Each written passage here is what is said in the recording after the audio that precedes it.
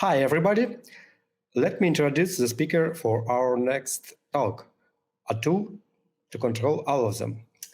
Andres Sacco, a developer since 2007, who specialized in Java and other languages. He is known for optimizing application performance and published a project on Manion.com. Recently, he authored a book on Scala and works on inconvenient testing methods. Andres, please. Thank you, Boris, for the introduction. I will contact you by present me in all the conference. So our topic today is I will explain you something about a tool that control all of them. Perhaps the title sounds funny for you because you remember Lord of the Rings movie and think, oh, this is more or less the same idea, like one ring that controls all of them, and we have a tool that controls all of them. But let me introduce me briefly. My name is Andres Sacco. I work as developer since 2007 using different languages. Most of them are connected with the JVM, like Java, Kotlin, and Scala. I publish some course on books. Some of them appear at the bottom of the presentation. Also, I participate as a speaker on different conferences, and from some editorials, I do technical reviewers. If you have any doubts, any question after this presentation, after the QA, and you need some kind of assistance, send me a message, contact me by LinkedIn. I will try to help you as soon as possible. So, it's time to explain about the context of our problem. What is the problem that we have? And you work in a company which have many libraries, many applications, and here appear the problems. You have a different set of tools, each of them to solve a particular problem. So imagine if for some reason you use a tool to solve the problem about or to check the quality of your application, like Sonar, and use another tool to deploy your application using, I don't know, Jenkins or GitLab, many tools to solve the different problems that you have in your company. Most of these tools are not connected. And why are not connected? Because it's not possible. So you can connect the information, for example, on Argo CD, if you use that tool to deploy and check the status of the different pods and to combine or link with Sonar. It's not possible. You can do it manually, but in fact, you don't have the possibility to have a report that contain all this information. Not all the people knows the different tools that exist in the company. Perhaps this is a real case. Some developers only knows how to use Sonar and Jenkins, but never enter in the Argo CD webpage or not enter on the dependency track. Dependency track is a tool to check the vulnerabilities. And not all the people have access to that tools.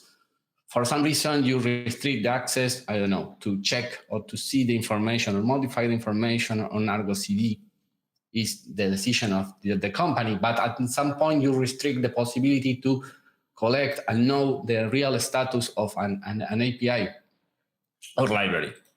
So let me show you a real case from my company. In my company, we use Jenkins to pipeline CD, SonarCube to check the quality of our source code, dependency track to analyze the dependencies, to check if that dependency, each library that we include in our project had some kind of vulnerabilities. We use Kubernetes, Argo CD to look or to check the status of each pod on the different environments, and we use hardware to push the image on Docker, on our registry. So as you see, I have 6 different tools. I think in your company, more or less change the name, but more or less you have the same tools or the same idea. Perhaps you don't use Jenkins, you use GitLab. You don't use dependency track, you use Sneak.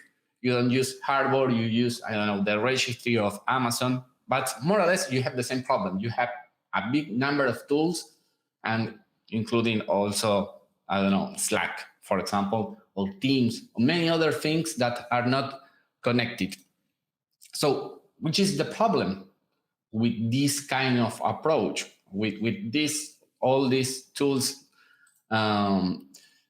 You don't know, as I mentioned, you don't know the real status of your platform. I don't know. I don't have the possibility to say these microservices, the last deploy was okay and have, I don't know, 99% of coverage, is secure, and I have on production this version, so you don't have the real status. It's difficult to share the information because, okay, how I can share this information with another member of the team or a manager? I need to collect all the links and send in a message. And perhaps the person who asks, okay, give me the status of that microservices, need to ask to another person because they don't know or they don't have access to all the tools. So in that way, you spend too much time to collect the information, asking many people in the company. And you don't know how many components exist in the company, how many microservices exist on my platform, how many libraries. Okay, perhaps you can say me, I can go to GitLab or GitHub and check how many repositories exist. And I will say, I don't know, 40, 5, 90. And this is okay. But how you know that all the repositories are for real project, are working on production and is not archivate or deprecate or something like that. So you don't have like a catalog of all the things that your application or your platform have. And how interact, this is the main problem. How each component need or interact with another one. I have one microservices, and who consume my microservices? I don't know. I only expose the endpoints. Yeah, perhaps I have some email with that information, or I think we can collect information from New Relic. All these things happen. Perhaps in your company not happen, but in most of the places, these kind of problems appear. Imagine when you need to deprecate an old monolith or a microservices to put another one. All these problems appear. So, what imply into today to date with you with this problem? So, each tool, on each tool, perhaps you have a specific name of the application. So perhaps it's not the same. So you use a pattern on some tool and in another one, it's not the same. So you spend a lot of time to collect that information because, okay, I have an API, which is API invoice. I search in GitLab, appear, great. I go to Sonar and not appear. Why? I know, because the name it's different. It's invoice, not the word API not appear in the name on that tool. So you need to think, oh, in that tool we use that pattern of names. On that tool we use another pattern. So this is a lot of time to thinking about how to find information. And imagine that appear a new tool. In my case, we start to using Sonar and Jenkins. And after some months, we decide to include dependency track. So another tool that I need to find the same microservices, which could not have the same structure of the name. This is the last problem. Perhaps you decide changing the structure or the pattern of the name on each tool because you think it's a good way. And I will show you a real example. This is a real example from one of my API. On Jenkins, as you see, is API checkout input. Great. On Sonar, it's totally different. It's the entire package of my application and the name of the API. So, whoa, it's totally different. And let me, one more. On the dependency track is like checkout input. So this could happen at some point. You decide to change the structure, or the person who create these tools or add these tools to your infrastructure decide to change the way that each API have the name. So you need to, how I can find all this information. This is so complex, and you spend a lot of time to do it.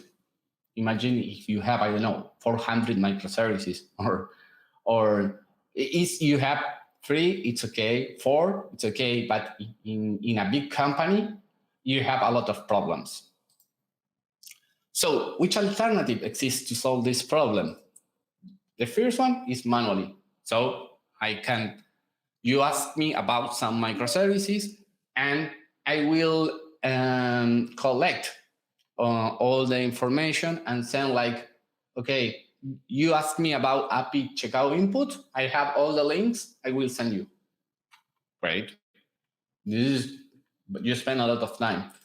The improvement of that is have a document like, oh, I have a page on Confluence or Notion or any kind of tool, and say, for that tool, all the links are this.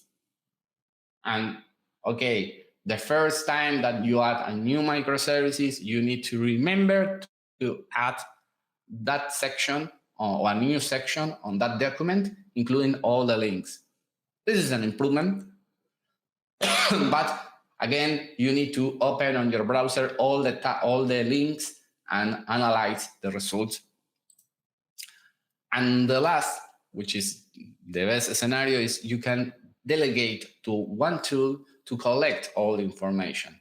So I delegate to that tool, do the connection with the different tools that my company use. Okay, the automatic tool is Backstage. And there are another alternatives, like, okay, I can add some plugins on my Jenkins file, for example, on my Jenkins, to have the link to Sonar, but at some way it's like a link. It's not that you don't have the possibility to see the score or to analyze the real situation. So which are the things that offer these tools? Well, offer the possibility to have a catalog. So a catalog is like all these APIs exist on my platform, on my company, and this is the name. This is the team that is responsible for that microservices or that library, and some kind of contact information. So imagine you work in a big company, and perhaps you don't know the others teams that exist. You have this possibility.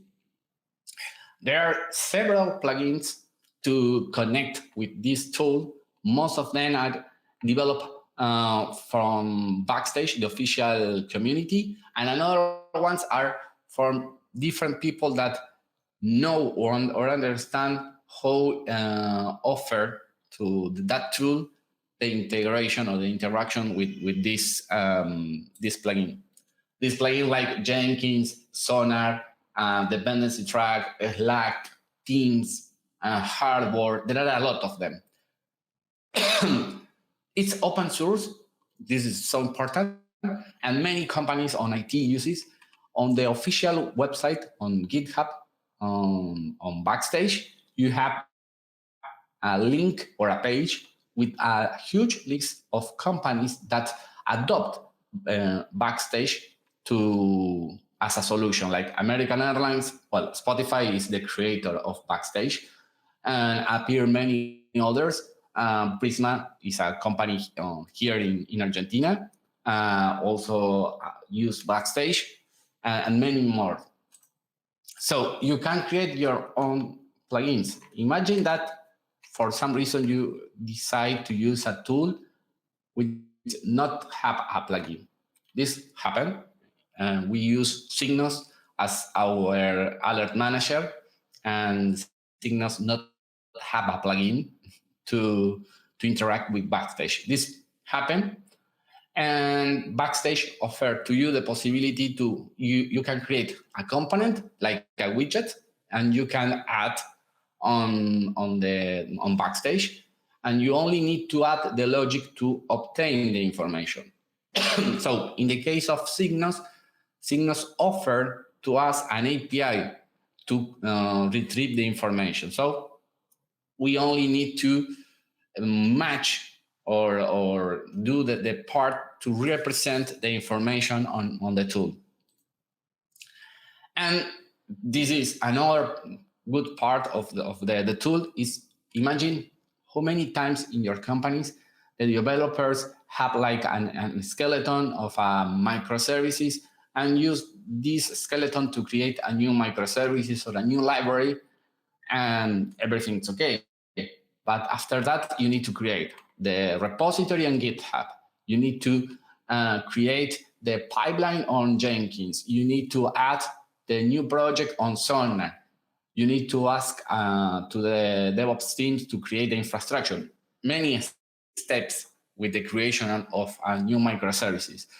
And with Backstage, you have the possibility to say, okay, I load or upload a template of the skeleton of my application, and the developers only need to add the name of the application, and you can extend the default behavior of that tool to create on your Jenkins the pipeline. You create the Sonar, the project on Sonar, perhaps create the infrastructure. It depends of you because they offer only the basic logic, and the integration with other tools you need to extend, but have the possibility to do it. So imagine if for your developer is only, okay, I want to create a new microservices, put the name and everything it's create for you. Not the business logic. The business logic you need to develop. So everything looks fine, but what imply or what things you need to consider when you add Backstage? First one, this is one of the main problems. Imagine that you decide that in your company you will use Backstage, okay? But you have 400 microservices. It's not possible to say to all of the developers, all the teams, oh yeah, you need to create all of these files of the configuration of Backstage, because we need it. And perhaps most of the developers say, oh no, I don't have time, it's not my priority, you can do it for us, and makes sense. So the first time you need to find a way to create all the different files that you need to configure and add that microservices or that library on Backstage. You need to explain, this is another difficult part, you need to explain to all the company the benefits of use as me, explain the benefits of this tool to all the companies. Could be a great meeting, could be small meetings with different people on the company. You need to find a way to do it. Find a strategy to measure the use of tool, because, okay, everything's okay, I deploy the new tool, it looks great, and how many people in the company use it? Oh, I think one person. Is not a benefit. You spend a lot of time to configure, to add the project, and only one person or two in the company use this. You need to find a way to measure the use of this, the number of login on the application, or perhaps the number of new applications that appear or exist in Backstage. And another problem, you need to find a person who need to be responsible to maintain, okay, keep alive the application. This it makes sense, but update the tool, because perhaps appear a new version of the tool, perhaps appear new plugins, and that are not covered on the official, on the actual implementation. You know, for example, we add dependency track in my company, and in Backstage not appear because we configure only Sonar and Jenkins. So someone in the team or in the company need to be responsible to configure the plugin and obtain the API keys and many other things. So someone in the company need to do both things. And the control, the cost associated with this tool, because everything looks fine, but if some person only use this tool, and this implies that you need to have a database and another container running that this tool, is you spend a lot of money, and perhaps it's not necessary. So someone need to be monitoring. Well, it's maintained also the tool. Well, which are the main problems to consider? Well, not all the company want to use it. At some point, some people in the company decide to not use it for many reasons. The second problem is a bad strategy to implement the first time. It's like, again, as I mentioned, delegate all the responsibility to the developers to create the files. Another bad strategy is like, wait until that I configure all the plugins exist on Backstage to launch that tool. This is not a good strategy, because imagine that you spend too much time to configure the tool, and at some point the developers say, it's so complex to me. This is a bad strategy, and you need to develop a plan to add new plugins or new support to new tools. It's not like, oh, this week we will add the support to Jenkins. Next week we will deploy, we'll add the support on Argo CD. Great, but the developers need to fix or change the files on the different repositories. So it's not a good approach. And the last one is the C-level of the managers not prioritize the use. Okay, you convince a lot of people on the company, but the managers or the C-level say, oh, it's not our priority. It looks fine, it looks great, the tool, but for us, it's not necessary. So spend too much time for something that it's will not use it. So take all of these things in consideration. So let me show you an example. This is a real example, but for legal restrictions, I can't show you all the implementation. I need to connect with my VPN because this is real.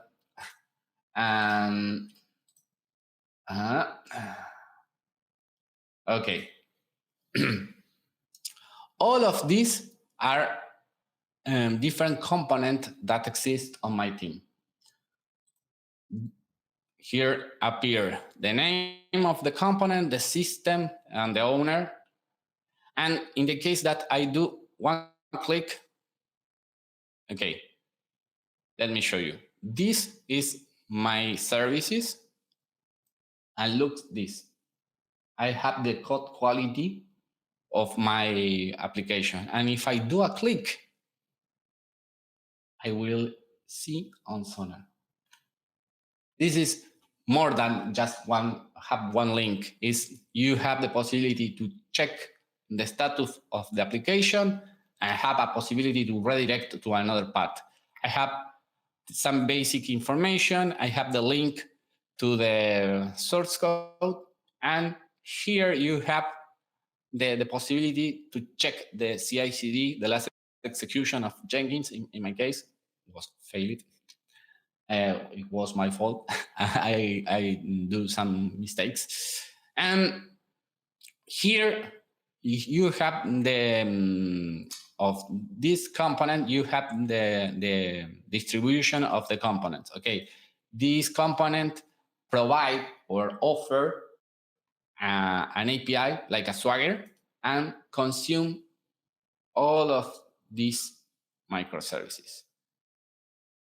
And here, more or less, you have the distribution of the component that these microservices or component use. So, yeah, it's great, but could you show me in a good way? Well, this is the map of all the components. So you can see or understand the impact of each modification that you have or you do. So this component provide me like this API and use all of these components and consume like this, consume these APIs. So you more or less know or understand the impact of the change that your component do or suffer because someone changed this API or this implementation. Okay, that's great. And how I can access to the information of the definition of that APIs. Here you have an API section, and let me show you. I do a click. This graph is more or less the same that we saw previously. And here you have the definition of the Swagger. This is the real definition. So instead to share, okay, I will send to you the Swagger of my tool. Now I send you like the name of the tool and you can find on Backstage and see the definition. So everything looks fine, but let me show you how is the magic happen. Okay, I use this file. As you see, looks more or less similar to the Kubernetes definition, where you need to define the version of the API that you use and what type of component is you can have components, APIs, and many other things. And the name of the API, a description, tags, and URL, and you can specify this is a component, a library, which is a subcomponent or depends of this other component. This other component is here. So this file or this component depends of this. And this is more or less the same extraction, don't change.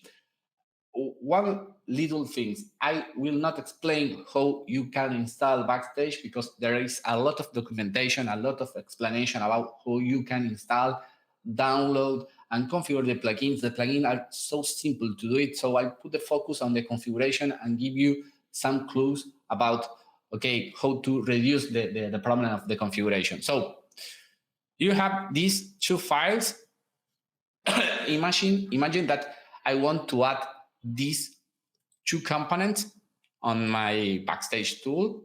So to do it in a bad way, this is the idea, I will add the file. This takes a couple of seconds because you need to import. Okay, I will import just one component, the library. Okay, say that everything looks fine and add it to my tool. And I will register another one, the component that offered the API.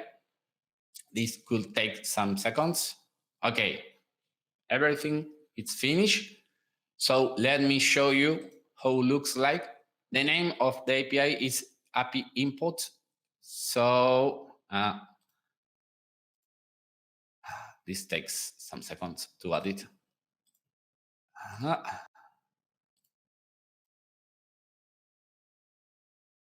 Oh, not appear, or I missed something. I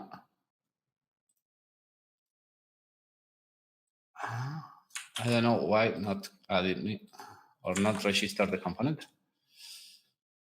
Refresh. Now it's appeared. Not found. Oh, for some reason, not add me the file. I try to show you what is the problem with this approach. Let me go back to this. If you add both file individually on Backstage, in the case that you add it and you want to remove it, the main problem with this approach is you need to remove each file individually, because this file is not connected in some way with this one. So I add two files, I need to remove two files. What is the main problem? Imagine that you add a lot of things on Backstage, and for some reason you say, oh, I do a mistake. So what is an alternative approach to this and to reduce the problems? This is a possible approach. I create a location file, and the location file have the links to other files. So when I add this file in particular, this file will include directly all of this file, all of this. And each of these files contain a description. For example, here I have the definition of the system. On the folder, I declare my services. And here are another part relevant, annotation. When you add a new plugin, you need to add on the annotation section, which is the name of this application on Sonar or Jenkins on dependency track. It's a map, so you can put dependency track, and put the name like cross passage. Okay, and what is the idea of this? When you add in this way and you want to remove, let me show you. I want to unregister that this entity, which is a simple definition of my API, a Swagger, say, okay, I have a connection with all these resources. So I will remove all of them, instead just this. So it's a simple way to, okay, I do a mistake, I need to remove it. Okay, all of these resources are connected. Okay, now disappear the API. I have 4. Before I do the modification, I have 5. And I think the same will happen if I try to do the same. Let me check. Okay, I will add another API with the location file as I show you. Okay, show me that I will include an API, a component, another component, a location, a database, and the name of resources. This is finished, and this will take some minutes because try to obtain information of all of this file. One more thing, just to summarize the idea and go back to the presentation. All of this information is obtaining at the moment that you enter on this page. So if I do click on the CI, this application Backstage will connect with Jenkins to obtain the actual situation of my project. And the same happened here. The component is loading because it's trying to obtain the information for Jenkins. So this is more or less a brief overview about how you can implement it. Let me go to the last part of the presentation. So how you can start to using, because this implies some risk of failure. So do a small test with real information on your machine. And I show you on my machine running Backstage using real information from my company. Of course, I removed the Argo CD and some little things about Kubernetes, but it's real information. All the APIs exist. Try to add other services, modify the files, try to add Jenkins on Sonar, just a couple of plugins, not at all of them, and analyze the problems that at the inclusion of that plugins. Try to find early adopters, okay, some teams or some people that are friends of you or work together since too many time, and ask, okay, can you use it, and give me your opinion about that. And the last one is try to evangelize, to try to talk with many other people in the company and say, okay, could you try to use track the advance, try to, this is the most difficult part, because you need to talk a lot, share with presentation, do more or less the same that I do, but with many teams or many presentation in your company. So which are the best practices? As I mentioned, try locally everything on your machine. Define a strategy to add gradually different plugins. As I mentioned, not say each week I will add a new plugin. It's like this quarter we will add support from Jenkins, I don't know, Sonar, and nothing more. The next quarter, the second quarter of the next year, we will add support for this and this tool. Integrate with some little tools at the beginning, not a lot. This increases the complexity of the files. And remember, you need to create the files at the beginning, or save the different teams to create the files that I show you. Find teams that could be a good early adopters of that tool. You know in your company which of them are a good candidate. Define a template. This is a good way to solve some problems. I define a template with the same structure that I show you, like with the tags, with the name of the project and short description. And I have like document, an Excel document with all of this information, and create a script on Python to iterate the different rows on the file and create all of these, by default, all of these files. So it's only add on the repositories, or send the files to the different teams and say, could you add all of this information on your repositories? It's more or less the same, but increase the adoption of the tool, and define who is responsible of the tool to maintain and update.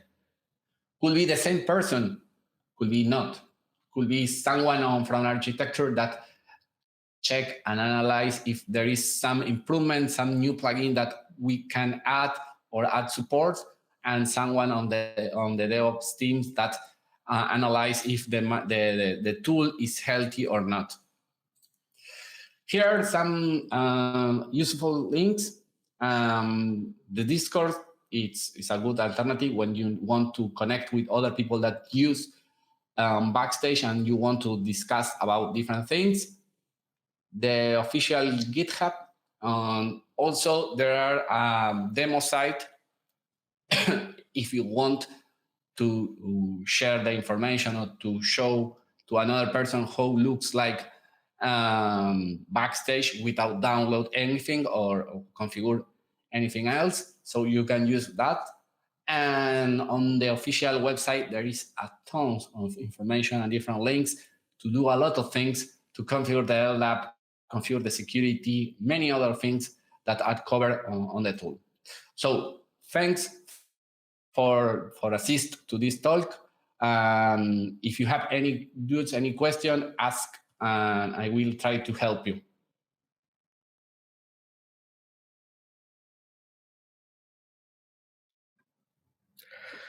Okay, thank you, Andres, for this report. Before the Q&A session, I want to remind everyone to rate our report. This is very important for us.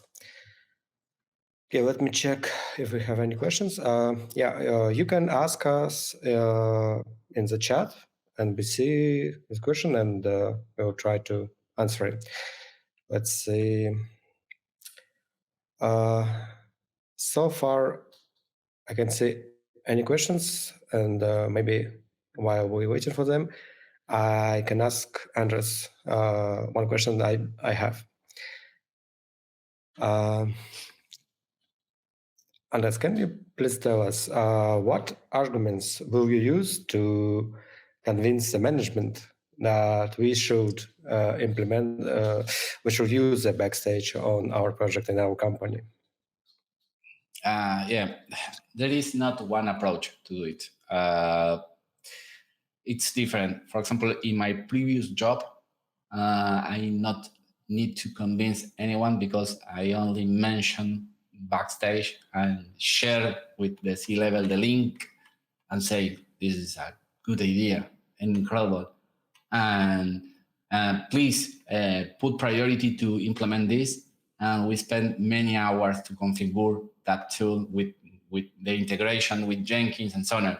This is great because I work in a great company with a lot of money, so everything is okay. But imagine that in my case, now I work in a startup and it's the approach is totally different. It's like, okay, we can put a lot of effort to configure all the plugins we can do, but in the basic version, like a service catalog, to understand what is the relationship between the different components. And if you have time, we will add support to, I don't know, Jenkins or Sonar. It's okay. And after that, we start to use it. We saw the benefits and we decide to add support to Jenkins and Sonar. Okay, thank you, Andres. We have a question from Andre. The question is, so you link relationships between the service by hands and YAML files? Yeah, you need to put which is the relationship between the different components on